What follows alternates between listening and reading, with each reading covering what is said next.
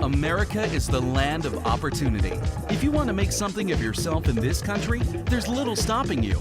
But in many other parts of the world, the will and desire to succeed is abundant, but the opportunity to do so isn't. In some of the poorest nations, a mere $50 is enough for an individual to start a business and become successful enough to pull themselves out of poverty. For over 25 years, Opportunity International has provided impoverished people with microloans to start small businesses. Today, the organization helps more than 1 million people in over 28 countries by giving them what we take for granted every day: the opportunity to change their lives.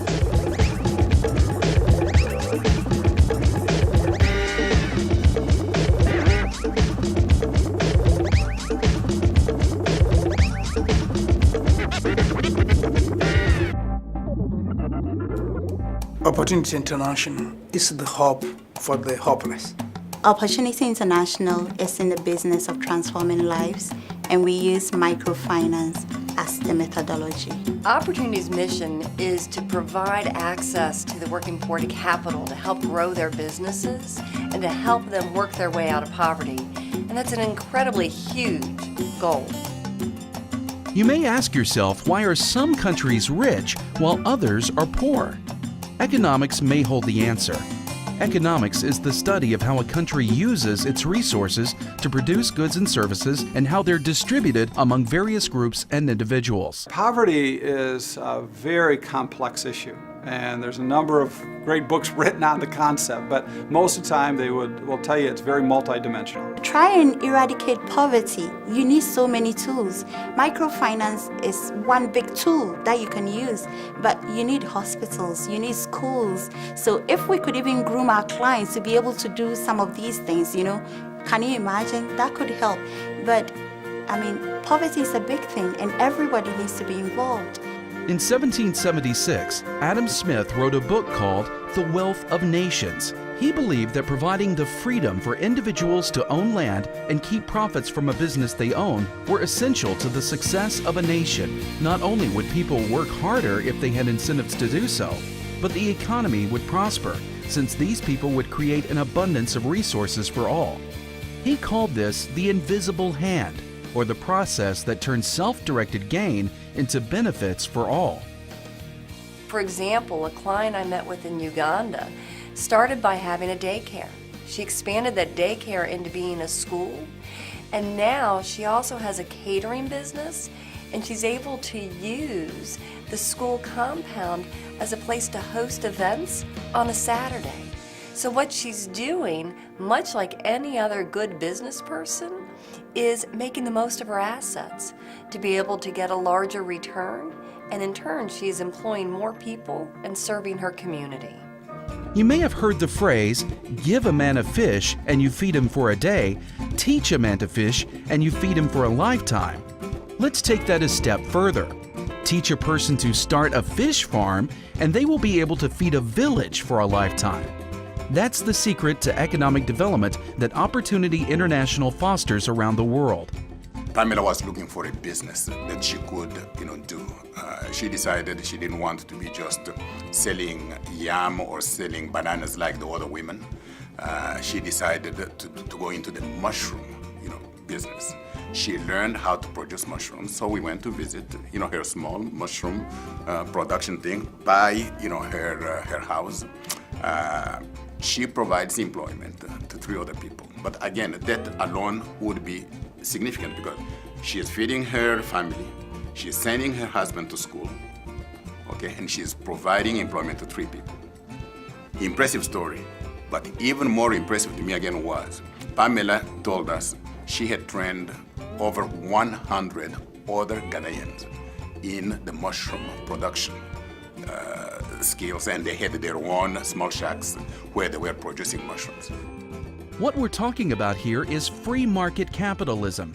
Capitalism is an economic system where the factors of production and distribution are privately owned and operated for profit. Capitalism has led to much of the world's wealth creation and is the foundation of the U.S. economic system.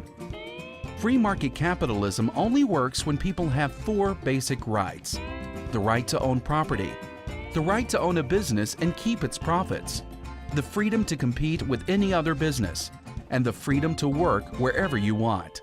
Now, obviously, having all of such rights would be very, very helpful, for the people that we're trying to serve, to the extent that you don't have a government coming to interfere or to prevent, an individual from achieving the maximum of his or her God-given potential. That obviously is great. Unfortunately, not all of the countries will allow people to enjoy all of those rights. We have recently started working with some folks and the government to work on some land title issues to help accelerate that. Because in the end, you do need to also have the opportunity to buy and own your land, or the equity you've built up, the business you've built up, whether it's a farm or whether it's the restaurant, can all of a sudden disappear on a whim. So how do free markets work? Basically, the decisions about what to produce, how much to produce, and at what price are determined by buyers and sellers negotiating for goods and services, or in other words, the forces of supply and demand. Supply is how much product a manufacturer is willing to sell at different prices. Demand is how much buyers are willing to purchase at different prices. Where the supply and demand curves cross on the graph is the equilibrium point, also known as the market price, or the price determined by supply and demand. Opportunity International is really effective at helping to grow a free market economy. You are in a situation where you have interested, eager, talented business people that are looking to find a way to grow their business. We are providing access to loans so that they then can grow that business, and then those businesses in turn hopefully grow, and that community over time becomes more self-sufficient and sustainable. In countries that don't have free markets, businesses have no way of knowing what to produce and in what amounts. The government decides, but is often wrong, which leads to large shortages or surpluses. Another type of economic system is socialism, which is based on the premise that most basic businesses should be owned by the government so that profits can be distributed among the people. Socialist economies may have more social equality, free education, and health care, but they also have much higher taxes, which means much of the incentive to work harder is taken away. Brain drain often results as many of the country's best and brightest people leave to other countries where their talents earn them more money. In that 2 to 8 week period where we train them, it is very important because that is when we offer them training in financial management, business skills, let them understand the importance of saving. From there, they'll then qualify for their loan, they'll understand what the loan requirements are, and they will continue to meet for each week of their loan cycle, continuing to get business and personal training so that they can be better business owners. That training then transcends to these women and these men being more effective business leaders, and then passing that training on to their own staff and to their own family members. Communism, on the other hand, is a system where the government makes almost all the economic decisions and owns almost all the factors of production. Human rights often suffers. Plus, without the natural resources of supply and demand, shortages of basic needs like food, clothing, and shelter are common. These days, the trend around the world is towards mixed economies, which are a combination of free market economies and command economies. In mixed economies, some of the allocation of resources is made by the government and some by free markets. The United States is actually a mixed economy. Let's take a moment to talk more about the U.S. economic system. There are 3 indicators of economic conditions: GDP, or gross domestic product, the unemployment rate, and price indexes, which measure the levels of inflation or deflation. When you compare these indicators to those of impoverished nations, the differences are staggering. We have around 3 billion people living under $2, with $2 a day, or less. We have 1 billion people, around the world, globally, living on $1 or less a day. Okay, so that's one, statistic that we could share. The other is that you would have countries, depending again on which continents you're talking about. So Africa and Latin America, to some extent, where per capita GDP could be as little as $140, for instance, in the case of my country. It's very low. So take $140, compare it with the U.S. The U.S. is what? 30, 40,000? I don't know what it is. So you compare, you can see that the gap is huge. You can't, even compare. Even with all of our wealth, our economy rises and falls. These fluctuations are known as the business cycle and has 4 cycles, which are boom, or when business is booming, recession, which is 2 or more quarters of GDP decline, depression, which is a severe recession, and recovery, which is when the economy stabilizes and begins to grow again.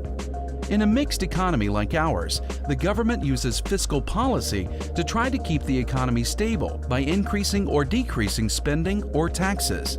The government also uses monetary policy to manage the supply of money and control interest rates. The Federal Reserve controls how much money is available to businesses in order to speed up or slow down the growth of the economy. So it's easy to understand how our economy has flourished in good economic times and bad. It's also easy to understand how important Opportunity International's mission is to create the same type of economic development in countries where it currently doesn't exist. The key to successful economies is freedom, and the result of freedom is the opportunity for all to have a better life. All you need is people with a mindset to be able to do it, people willing to try at least, because my experience with the poor is that when you give them money, they want to pay back. They just want the opportunity for somebody to trust them. We are in the midst of a major campaign to expand our efforts in Africa with a goal by 2015 to mobilize $1 billion to benefit 100 million working poor individuals and families in that continent. If we can start thinking already about not just ourselves and our future and our careers, what can we do for this person, next to me or in some other country who really has nowhere to turn, who is really suffering. And here I am equipped with all kinds of maybe skills that could benefit. What can I do to make a difference?